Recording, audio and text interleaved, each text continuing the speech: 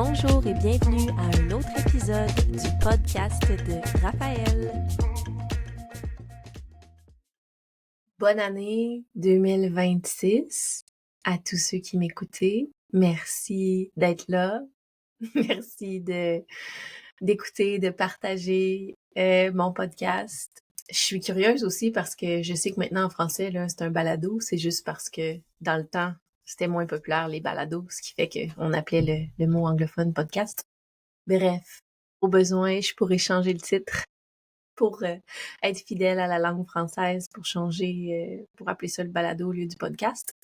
Bref, c'est juste quelque chose que j'avais remarqué. Pour ceux d'entre vous qui n'êtes pas sur ma liste courriel, je vous invite à rejoindre la liste courriel. Je vais mettre un lien là, dans l'épisode du podcast ou du balado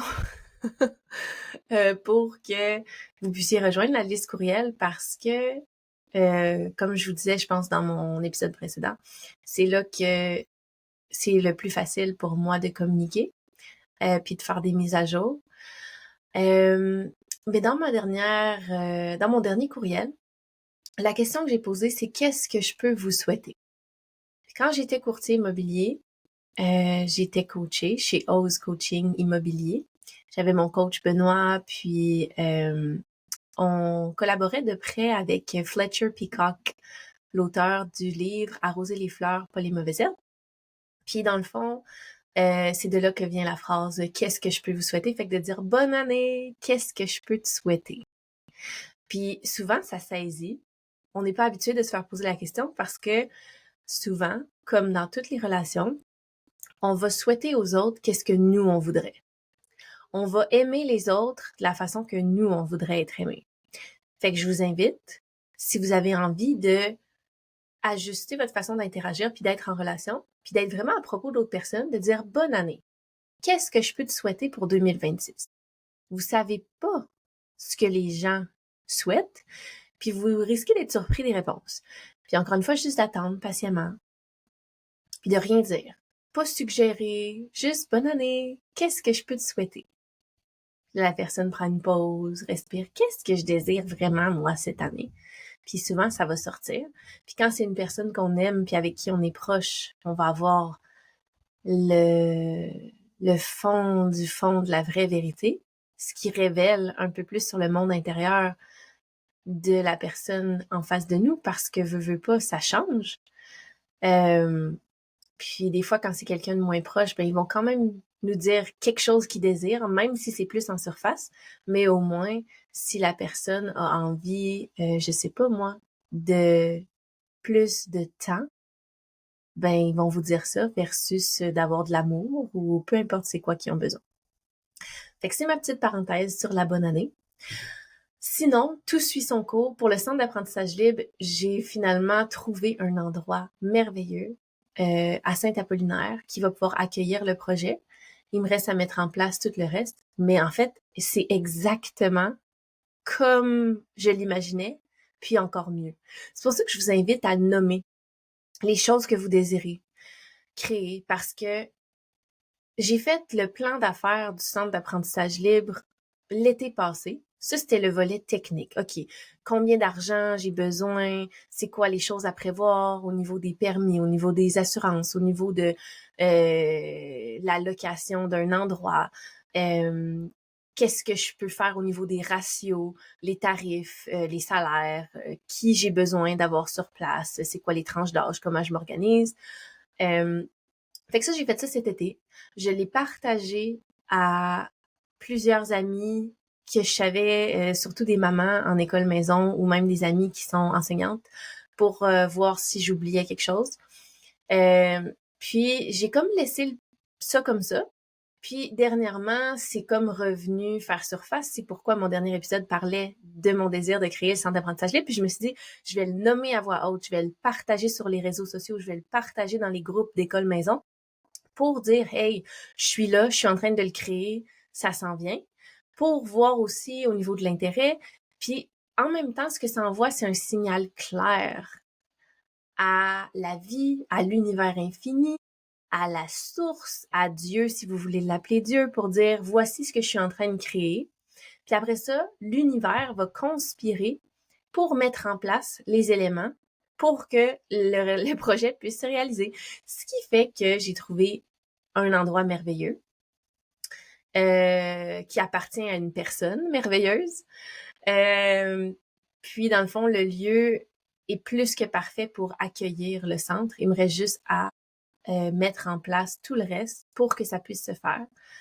Fait que juste pour vous dire que des fois, des projets qui semblent immenses, qu'on n'a aucune idée comment réaliser, des fois, quand on s'autorise à recevoir la vie, on reçoit de l'aide.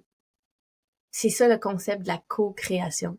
C'est ça le concept aussi de reconnecter avec la version la plus authentique de nous. Ce qu'on veut, là, c'est enlever.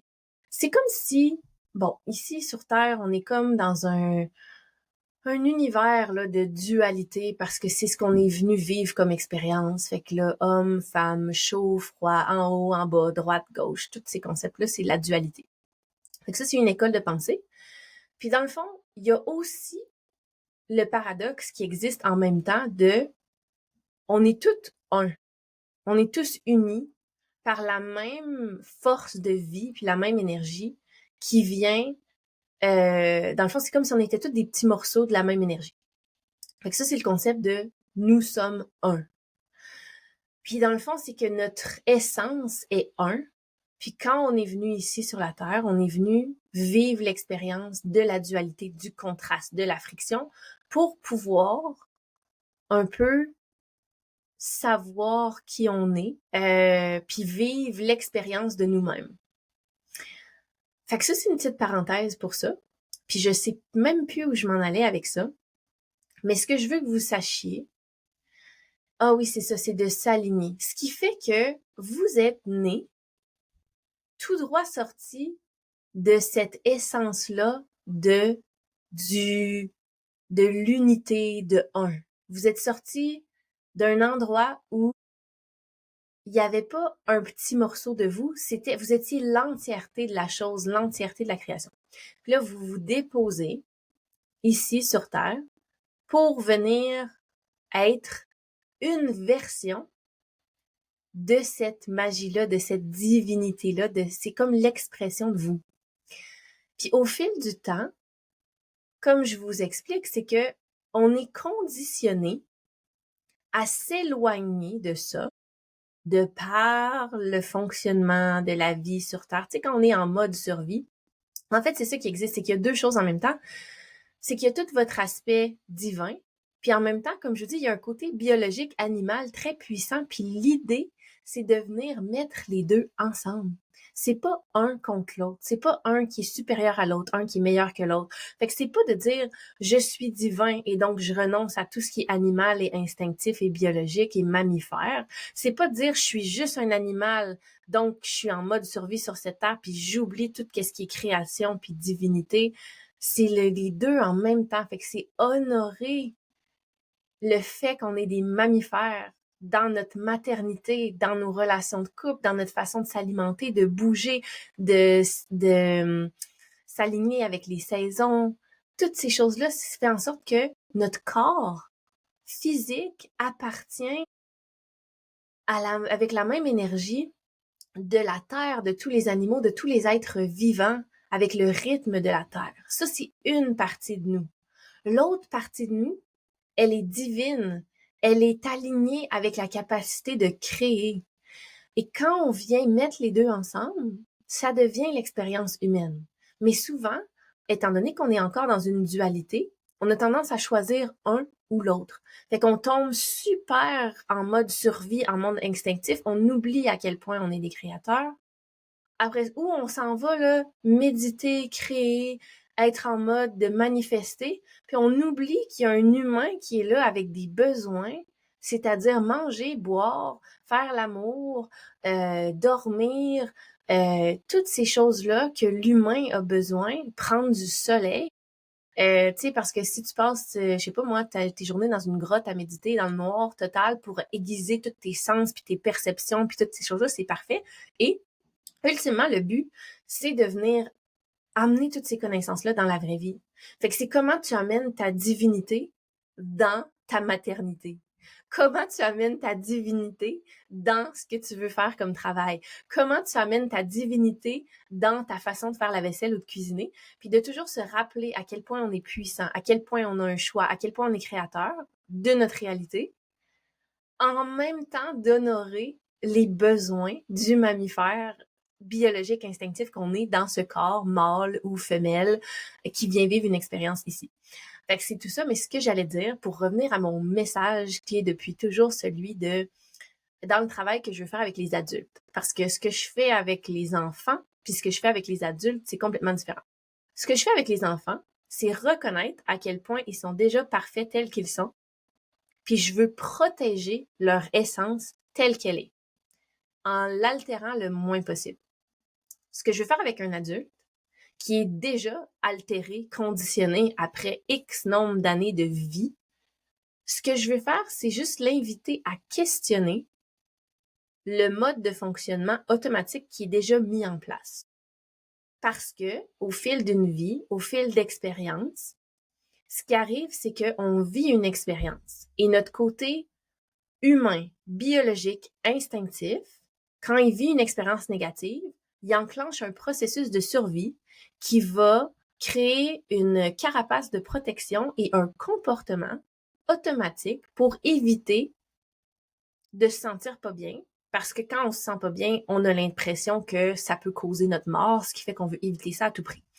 Ce qui fait que, puis souvent tout ça se produit entre l'âge de 0 et 3 ans, puis disons de 0 à 7 ans, parce que de 0 à 7 ans, on est encore comme des petites éponges. Fait que 0 à 3 ans, c'est comme la fondation, puis 0 à 7 ans, la construction est presque complétée, puis pour le reste, on fait juste rajouter des couches par-dessus. Fait que c'est comme de dire si la plupart des adultes qui se promènent dans le monde, c'est l'équivalent de se promener avec une maison qui a été construite par un enfant de 3 ans. Parce que la fondation, c'est là qu'elle a été créée. La coquille 0 à 7 ans, fait qu'imagine un enfant de 7 ans versus 3 ans qui aurait construit le véhicule dans lequel tu te promènes. Fait que vu que c'est quelque chose qui est mobile, on va y aller plus avec une voiture. Fait que c'est de dire, OK, mais là, en tant qu'adulte, peut-être que tu as envie de refaire le tour de tous les morceaux de ton véhicule corporel. Et puis, mettons que c'était une maison de toutes les pièces, de toutes les décorations pour voir si, en date d'aujourd'hui, dans ce corps d'adulte, c'est encore comme ça que tu as envie de te promener.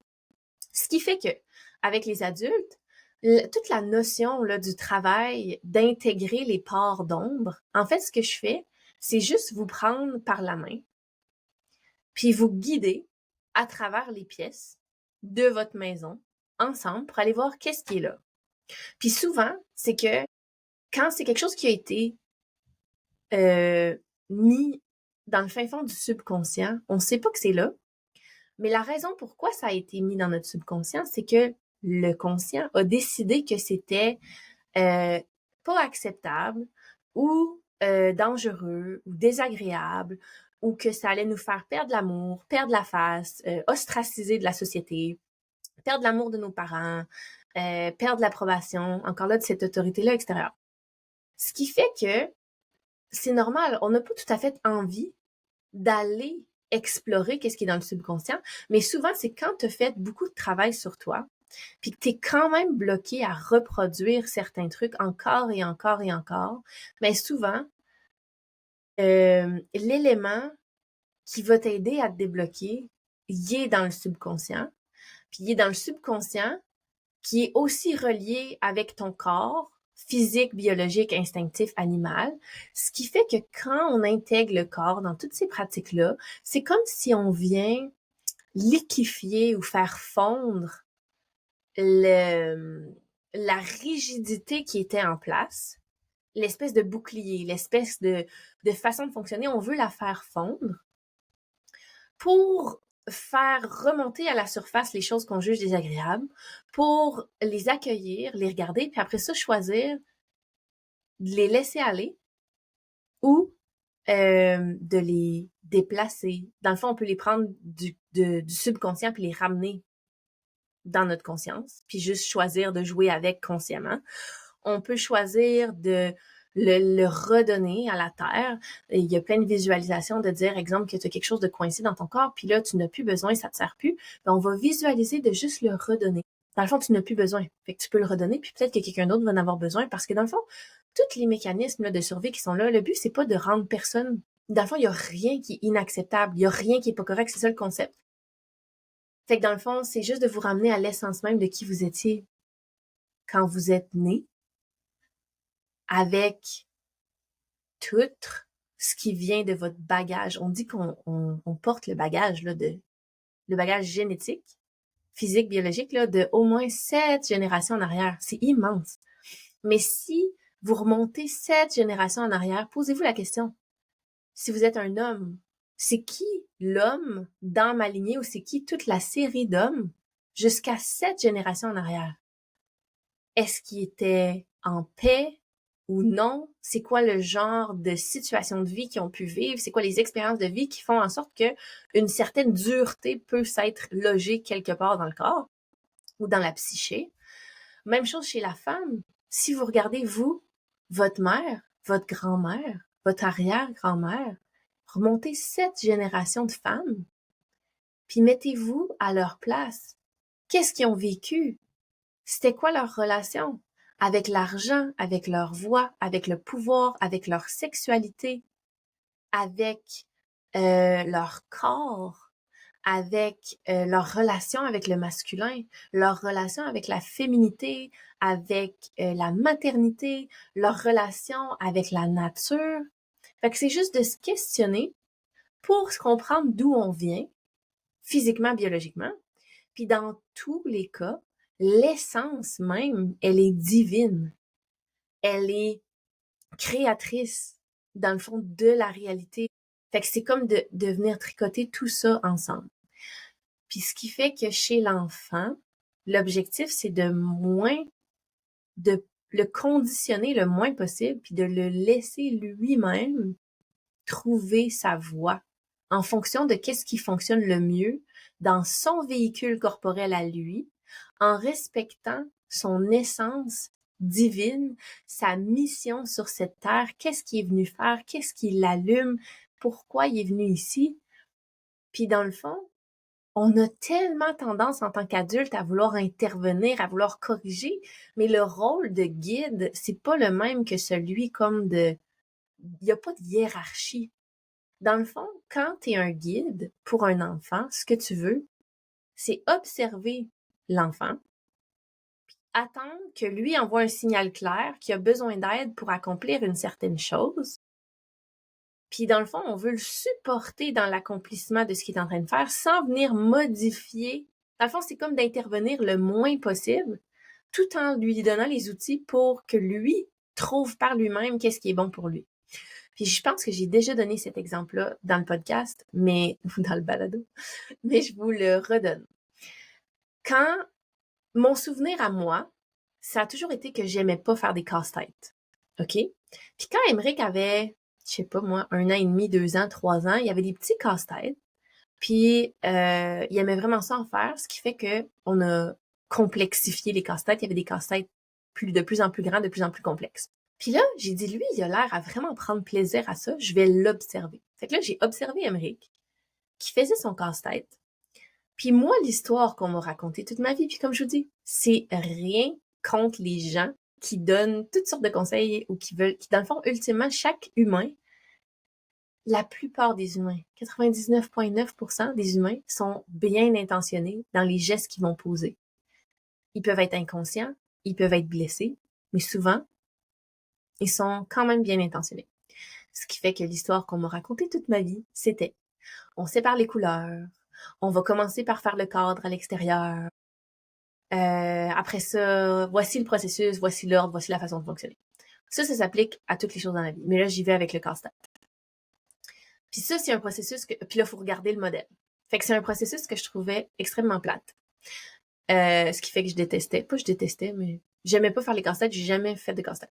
J'observe Émeric qui, lui, a un plaisir fou à mettre les morceaux du casse-tête ensemble. Puis là, je regarde ce qu'il fait. Il était trop petit pour suivre un modèle. Tu sais, fait que je le laissais vraiment aller. Puis là, dans le fond, ce que j'ai vu, c'est qu'il faisait juste n'importe quoi, n'importe comment, toutes les pièces simultanément, Dès qu'il voyait quelque chose qui pouvait avoir l'air d'aller avec quelque chose, il le faisait. Puis après ça, ils venaient tout mettre ensemble. Après ça, j'ai dit, j'ai envie de l'essayer comme ça. Fait que là, je prends tous les morceaux pêle-mêle, j'enlève la boîte, j'enlève le modèle, je regarde toutes les pièces, je les touche avec mes mains, puis là, je fais juste m'amuser à voir. On voit, dans le fond, c'est comme une reconnaissance de pattern ou de patron, là. Donc, dès que je voyais quelque chose qui pouvait se ressembler, je les mettais ensemble. Puis je faisais tout en même temps, sans ordre, en haut, en bas, à droite, à gauche sur le plancher. L'expérience devenait sensorielle, presque sensuelle. J'ai ressenti le plaisir de toucher les morceaux, de faire rejoindre les couleurs, de découvrir la sensation de mettre les motifs ensemble, puis que ça donne une forme. Puis après ça, la compréhension de toutes les formes, à quel endroit ils viennent s'insérer les uns envers les autres pour finalement avoir une œuvre complète. Puis là, j'ai compris, puis j'ai dit, ah, c'est ça qu'ils aiment dans le casse-tête. Puis dans le fond, moi aussi, j'aime ça quand je le fais de cette façon-là. Mais quand je fais le casse-tête, avec une espèce d'ordre mécanique, de trouver l'extérieur en premier, de séparer les couleurs, c'est comme si ça enlevait le côté, là, justement, instinctif, intuitif, sensuel, sensoriel de l'expérience. Ce qui fait que c'est comme, ah, ça c'est plate, j'aime pas ça. Puis dans le fond, quand on a juste une façon de faire les choses, on se prive du plaisir de faire la chose à notre façon à nous. Fait que là, j'ai fait le test avec plein de choses que je pensais que j'aimais pas, du haut de mes 32, bientôt 33 ans. Toutes les choses que je dis que j'aime ou j'aime pas, ou que j'ai de la facilité ou de la difficulté à faire, je fais juste m'amuser à le questionner. Il y a des choses, des fois, là, qui sont en place depuis tellement longtemps, que ce soit justement des aliments ou des restaurants ou des expériences. Ah, ça, c'est pas quelque chose qui m'allume. Puis après ça, tu l'essayes, puis tu fais hey, c'est donc bien le fun finalement. Mais c'est que la façon qu'on a vécu l'expérience la première fois fait en sorte qu'on a discarté l'expérience, fait en sorte que une partie de nous a décidé qu'on n'aimait pas ça. Donc, on y va plus, on le fait pas. Mais c'est un petit peu la même chose avec les éléments de notre subconscient, c'est juste que ça se fait psychologiquement. Ce qui fait que, exemple que quand tu étais petit, ben un des éléments, là, un exemple facile, ce serait les bonbons d'Halloween. Je partage à chaque année ce processus-là, mais c'est comme toi, tu veux manger des bonbons d'Halloween, puis là, tes parents disent là, t'en as juste ce soir, puis demain, il y en a plus. Ce qui fait que là, tu vas pas écouter ton corps, tu vas te bourrer la face de plein de bonbons, puis là, t'as l'impression qu'il va y avoir un manque, puis qu'il y en aura plus. Ce qui fait que t'internalises que quand il y a quelque chose de sucré, ou juste quelque chose qui fait plaisir, ou quelque chose que t'aimes, que il faut se bourrer la face avec parce que ça durera jamais longtemps, parce qu'après ça, ça disparaît. Puis ça, c'est juste un pattern psychologique. Puis là, ça va te rester avec toi toute ta vie, ce qui fait qu'à chaque fois que tu ressens que tu as quelque chose que t'aimes ou qui te fait plaisir ou qui est spécial, tout de suite, la partie de ton cerveau qui veut te protéger va venir te dire attention, dépêche-toi, prends-en le maximum parce que après ça, bientôt, il n'y en aura plus. Puis c'est un exemple. Il y en a des milliers et des milliers de toutes les choses qu'on internalise. Puis ça, c'est avec des bonbons. Mais tu sais, dans le fond, toutes ces choses-là prennent racine dans toutes les relations qui existent, que ce soit notre relation avec notre corps, notre relation avec la nourriture, notre relation avec les hommes ou les femmes, avec les patrons, les supérieurs, avec l'autorité extérieure, avec nos frères et sœurs, avec justement, tu sais, entre femmes si vous êtes une femme, entre hommes si vous êtes un homme. Il y a comme toute cette notion-là de le cerveau fait une association avec, dans le fond, il y a une situation la situation en soi, elle est unique. Mais dans la situation, le cerveau crée une association. Le cerveau fonctionne par association. Puis surtout, mon cerveau, là, je le vis beaucoup. Ma meilleure façon de me souvenir des choses, c'est vraiment d'associer. Dans le fond, la plupart des cerveaux la plupart des humains fonctionnent de cette façon-là. Fait que c'est vraiment juste dans le fond, notre cerveau fait des liens. Fait que dans le fond, il va créer par lui-même une genre de reconnaissance des choses similaires pour éviter que des éléments négatifs se reproduisent. Et Tout ça pour dire que l'objectif, si vous êtes un adulte, que vous avez fait du travail sur vous, que ce soit un travail de psychologique, de psychothérapie ou même de spiritualité, peu importe c'est quoi la nature du travail que vous avez fait sur vous, parce que souvent, là, ce qui arrive, c'est qu'en tant qu'humain, surtout là, en début d'année, c'est comme l'occasion parfaite d'observer ça chez nous. Dans le fond, il y a toujours un écart entre là où on est dans notre vie, puis là où on aurait envie d'être. Puis c'est normal, on veut créer, on veut prendre de l'expansion. Des fois, ce qu'on a envie, c'est d'en prendre moins. Ce qui fait qu'on est à un endroit, on trouve ça lourd, on dit, il me semble que je libérerais mon sac à dos. Fait que dans le fond, l'écart, c'est de dire, aujourd'hui, j'en ai beaucoup dans mon assiette. Ce que j'aimerais, c'est en avoir moins. Au contraire, des fois, on est dans une situation où on dit, OK, là, je serais prête à en prendre plus, à prendre de l'expansion, de créer plus, d'être plus visible. Puis à ce moment-là, l'écart entre là où je suis aujourd'hui puis ce que j'ai envie de créer, c'est quelque chose que j'ai envie de prendre plus d'expansion. Fait que c'est soit une expansion, soit une contraction. Puis des fois, dans le fond, dans la contraction, il va y avoir le fait de se sentir plus léger. Des fois, dans l'expansion, il y a une légèreté.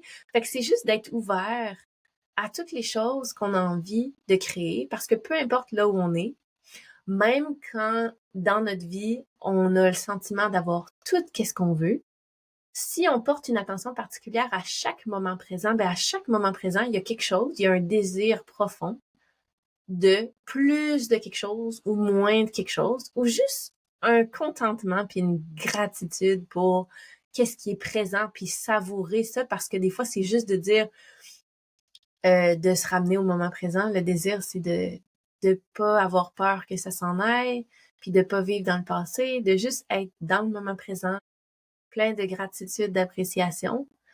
Euh, fait que c'est ça. Puis là où je m'en venais, c'est que souvent au mois de janvier, avec la nouvelle année, on se met une pression incroyable à vouloir changer du tout au tout, puis à faire des résolutions qui, après quelques semaines ou quelques mois, tombent à l'eau. Après ça, on va se raconter toutes sortes d'histoires sur le pourquoi du comment ça a pas fonctionné.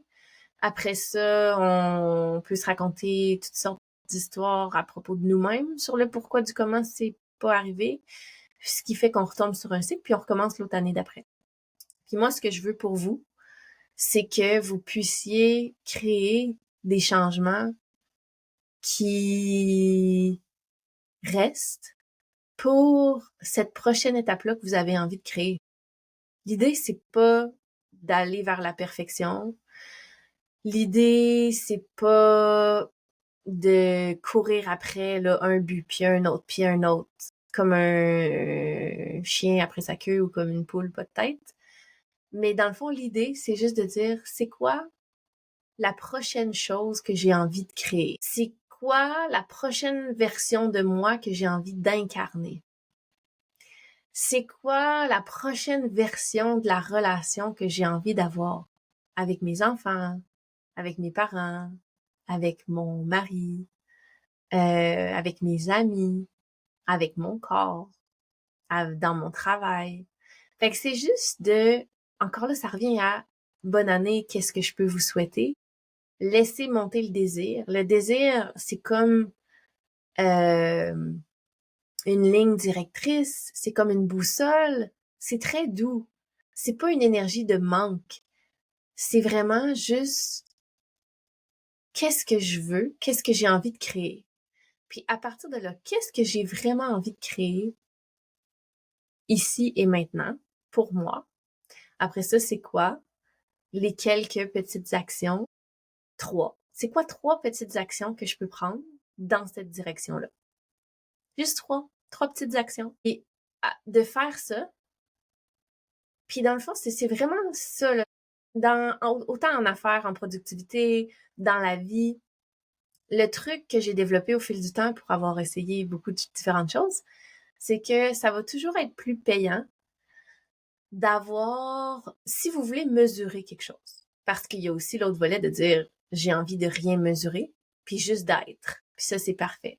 Puis si vous avez envie de créer quelque chose, puis de prendre une petite étape à la fois, un petit pas dans une direction, ben l'idée, c'est que si on a quelque chose à mesurer, c'est pas le résultat qu'on mesure.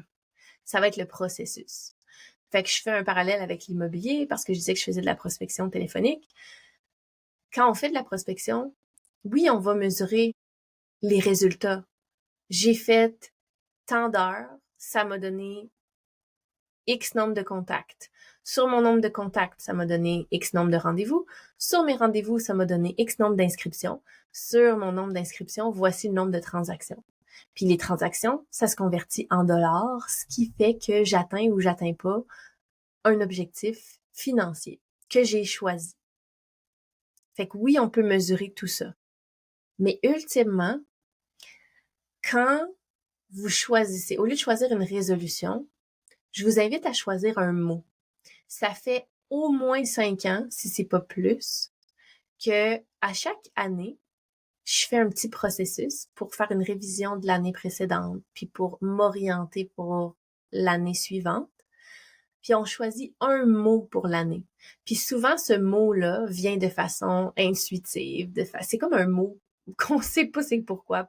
Il y a comme... ben c'est ça. Pour moi, c'est sûr que j'ai plein de pratiques énergétiques, spirituelles, méditatives qui fait que le mot vient tout seul. Mais si vous êtes quelqu'un de plus rationnel, vous pouvez vraiment prendre le temps de faire l'analyse. Dans le fond, de passer à travers toutes vos photos dans votre cellulaire de la dernière année, tout votre calendrier de la dernière année, puis mois par mois, faire la liste de toutes les choses qui sont arrivées, tout ce que vous avez accompli, puis de vous poser quelques questions. Qu'est-ce que j'ai envie de continuer? Qu'est-ce que j'ai envie d'arrêter? Puis qu'est-ce que j'ai envie de commencer de nouveau? Puis à la fin, quand on regarde tout ça, exemple, il y a quelque chose qu'on n'aimait pas, puis c'est revenu, puis c'est revenu, puis c'est revenu. On regarde les photos, puis on dit, je souris, mais je suis vraiment pas heureuse. Ou, je trouve que sur cette photo-là, j'ai l'air triste, ou peu importe c'est quoi.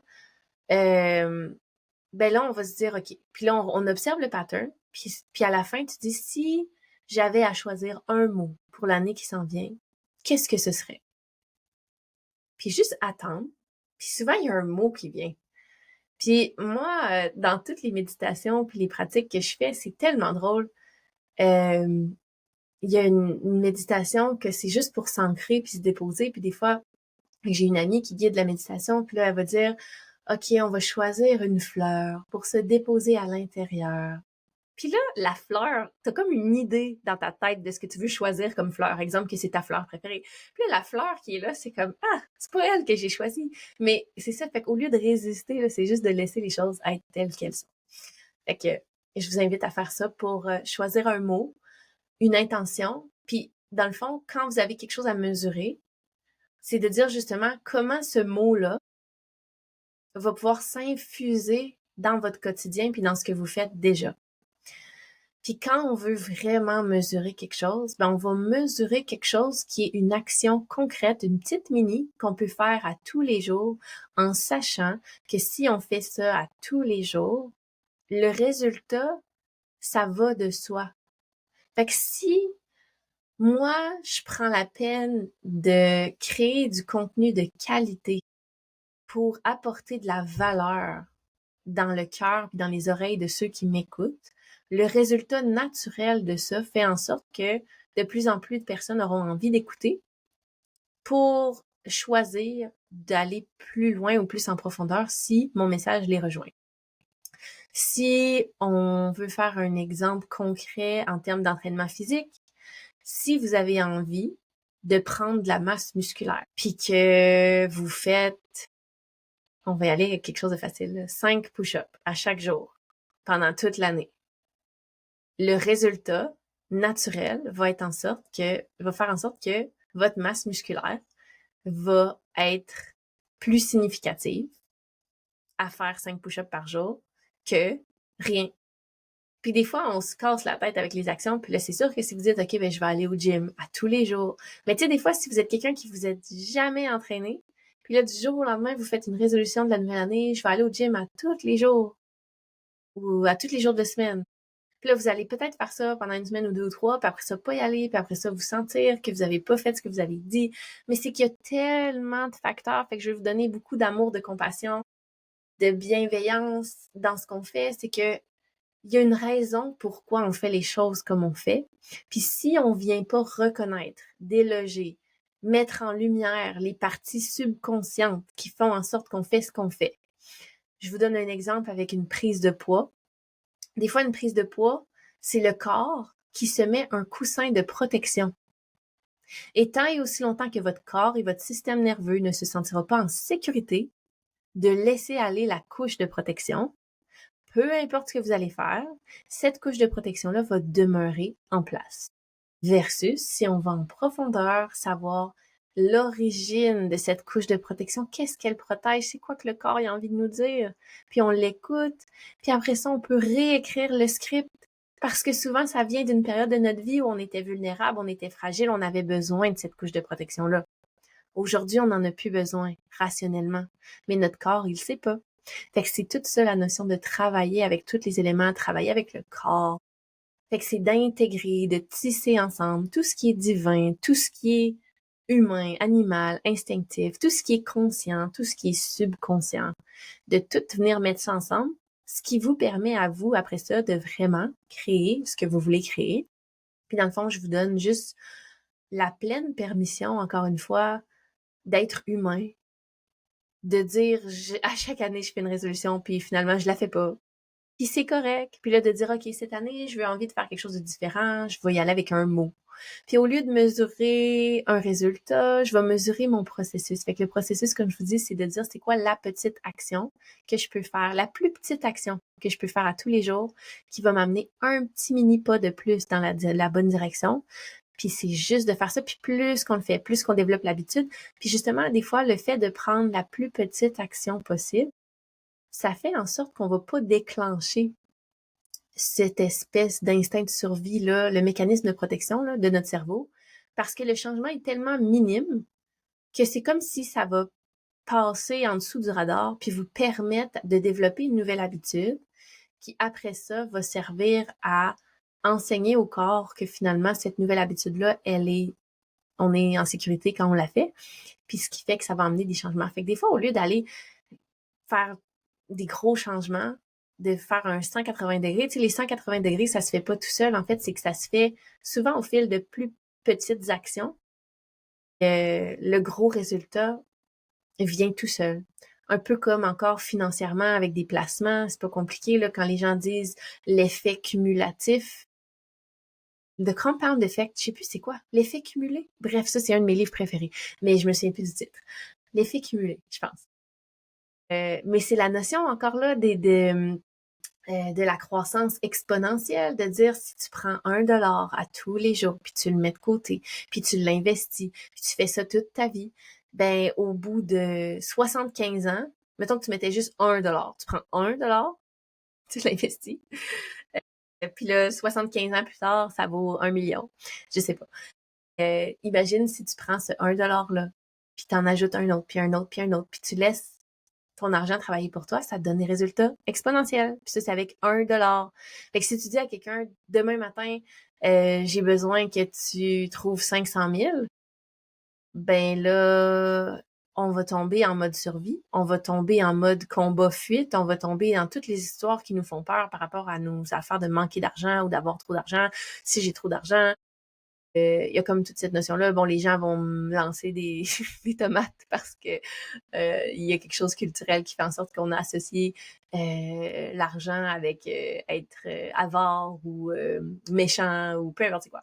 Fait que là, de dire oh non, fait que c'est tout ça. Tandis que si on dit à chaque jour ou à chaque semaine, je prends 1 dollar puis je le mets dans mon petit pot. Ploup! Ben, à la fin de l'année, tu as 365 $ que tu peux investir, que peu importe c'est quoi, puis qui peut éventuellement se transformer puis devenir, sans trop d'efforts, exactement le montant que vous avez besoin. Mais c'est ça, c'est humain, c'est normal, on le voit pas. Fait que c'est tout ça. Fait que sur ce, je vous souhaite un bon début d'année. Je suis super excitée de continuer à vous servir, à vous parler.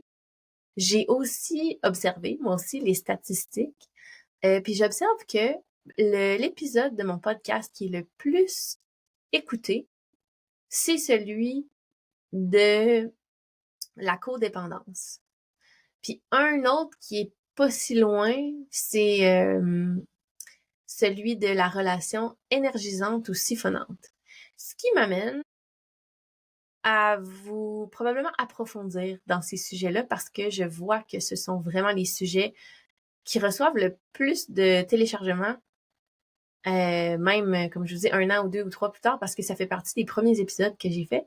Puis, dans le fond, il y a eu plein d'autres épisodes après.